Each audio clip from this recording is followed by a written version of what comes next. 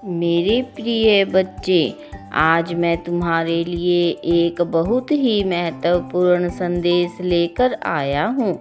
यह संदेश सुनना तुम्हारे लिए अत्यंत आवश्यक है, इसलिए इस संदेश को अनदेखा या बीच में छोड़ने की गलती मत करना। प्रिय, अंत तक ध्यानपूर्वक सुनना।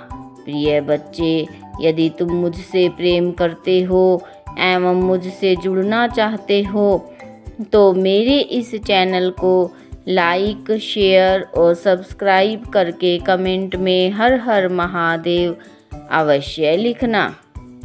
मैं इस चैनल के माध्यम से प्रतिदिन तुम्हें संदेश देने आऊँगा। मेरे संदेश पर गौर करना बच्चे, यह तुम्हारा जीवन बदल कर रख देगा। मेरे प्यारे बच्चे, मैं जानता हूँ कि तुम अपने प्रेमी से बहुत ज़्यादा जुड़ चुके थे। उसको देखकर भावुक हो जाया करते थे, उसकी पूजा किया करते थे और तुम उसको अपना सब कुछ मान बैठे थे। किंतु तुम्हें अपने प्रेमी की ओर से उसका उल्टा परिणाम प्राप्त होता था। जैसा तुम अपने मन में कल्पना करते थे उस तरह से तुम्हें परिणाम प्राप्त नहीं होते थे। जब भी तुम इस रिश्ते की जिम्मेदारियां उठाने के लिए उससे कहते थे, इस रिश्ते को कोई नाम देने के लिए कहते थे, तो उस समय उसे सबसे ज़्यादा समस्या होने लगती थी और तुम्हें अपनी मजबूरियां गिनाने लगता था। शुरू से अंत तक इस रिश्ते में तुम्हारे प्रेमी ने इतनी गलतियां की थी कि जिसका कोई अंत ही नहीं था, और वह गलतियां इसलिए करता था क्योंकि तुम उसे बार बार मौका देते थे। लेकिन तुम्हें क्या लगता है बच्चे, तुम्हारे प्रेमी को अपनी गलतियों का एहसास नहीं हो रहा है? ऐसा नहीं है, उसे रह रह कर छोटी से छोटी गलती का पूर्ण आभास होने लगा है। मेरे प्रिय बच्चे, मैं जानता हूँ कि उसने इस रिश्ते की जिम्मेदारियों को से मुक्त होने के लिए उसने बहुत से ऐसे कार्य किए जिसने तुम्हें अंदर तक तोड़ दिया। लेकिन फिर भी तुम सब कुछ बर्दाश्त करते रहे। उसने ऐसे बहुत से चाल चले बच्चे कि तुम खुद ही उसे छोड़कर चले जाओ। तुम खुद ही थक हार कर इन सब चीज़ों से पीछे हट जाओ और वह इस बंधन से आज़ाद हो जाए।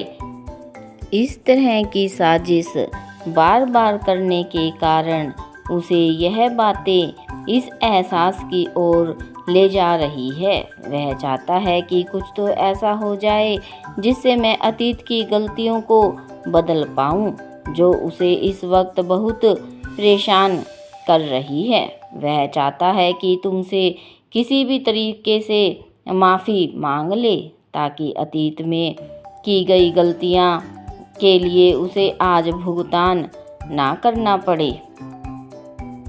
लेकिन बच्चे, उसका दिल जानता है उसने जो गलती की है उसकी माफ़ी भी अब तुमसे उसे प्राप्त नहीं होने वाली।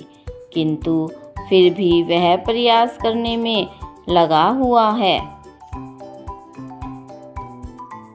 बच्चे, उसे एहसास हो रहा है यदि तुम उसके साथ होते तो उसकी दुनिया कुछ और ही होती। उसकी दुनिया में 4 चांद लग जाते, किंतु तुम उससे बिछड़ गए।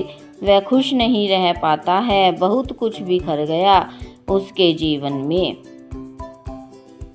बच्चे, उसके जीवन में कुछ ऐसा हुआ है वह ना चाहते हुए तुम्हें भुला नहीं पा रहा है, तुम पर से अपना ध्यान नहीं हटा पा रहा है। उसे अपने अतीत की बहुत याद आ रही है। उसे अपने गलतियों पर बहुत पछतावा होने लगा है। उसे पता है उसने जो भी गलतियां की है उसकी माफ़ी उसे नहीं मिलेगी और यही सब बातें उसके मन की शांति को भंग कर रही हैं। मैं जानता हूँ बच्चे, जब वह तुमसे माफ़ी मांगने आएगा तुम उसे माफ़ नहीं कर पाओगे, बल्कि उनके सामने और भी कठोर बन जाओगे। तुम्हें उन सभी बातों का स्मरण हो आएगा जो उसने तुम्हारे साथ किया। उसके माफ़ी मांगते ही तुम्हारे घाव फिर से ताज़ा हो जाएंगे मेरे बच्चे। इसलिए तुम उसको माफ़ नहीं कर पाओगे क्योंकि उसने तुम्हें कोई शारीरिक पीड़ा नहीं दी है, बल्कि उसने तुम्हारे आत्मा को तकलीफ दी है, तुम्हारी आत्मा को चोट पहुंचाई है। जो शरीर पर वार करते हैं उन्हें माफ़ किया जा सकता है क्योंकि उनके घाव समय के साथ भर जाते हैं, लेकिन जो हमारी आत्मा को चोट पहुंचाते हैं यह चोट बहुत गहरी होती है, उन्हें माफ़ जल्दी से नहीं किया जा सकता। मेरे प्रिय बच्चे, इसलिए कहा जाता है कि किसी को उतना ही रुलाना चाहिए जितना कि वापस होकर लौटे तो खुद रो सको, उसको सह सको। आज जब तुम उसके पास नहीं हो तो वह तुम्हें अपने हाथों की लकीरों में भी ढूंढ रहा है, लेकिन उस वक्त उसने खुद अपने हाथों की लकीरों से तुम्हें मिटा दिया था, किंतु आज वह मजबूर हो गया है तुम्हारे साथ को, तुम्हारे नाम को अपने हाथों की लकीरों में ढूंढने के लिए।